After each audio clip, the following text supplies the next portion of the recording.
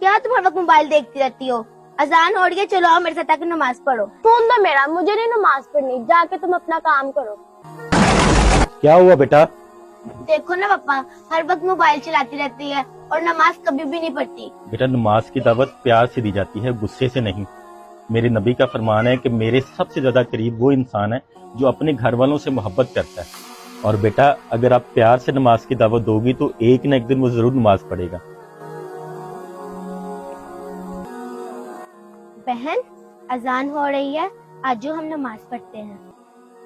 आज इससे क्या हो गया? इतने प्यार से बात कर रही है। ऐसा करती हूँ, मैं भी जाके नमाज पढ़ लेती हूँ।